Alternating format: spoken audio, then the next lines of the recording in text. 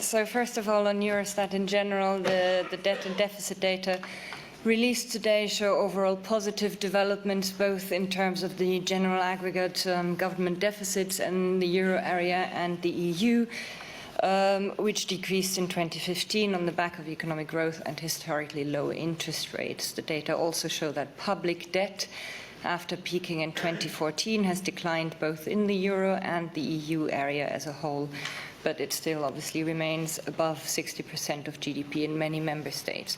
To preempt questions about individual countries, let me reiterate and remind everyone that we are currently analyzing the data on the individual countries. They will be included in our spring forecast, which will be published in early May. And then we will come to our assessment with regard to the obligations under the Stability and Growth Pact later in May, where these will also feed in. Now on Greece, you're absolutely right. The headline deficit figure was reported at 7.2% of GDP. That's correct. It compares to a 7.6% deficit expectation that we still had in our winter forecast.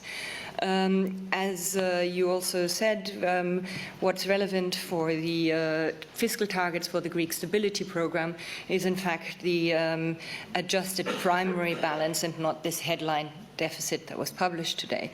Based on the figures that were published today, the primary balance for Greece is estimated at a surplus of 0.7% in 2015. This is in line with the Commission baseline and indeed substantially better than the programme's fiscal target of a primary deficit of 0.25% of GDP for 2015.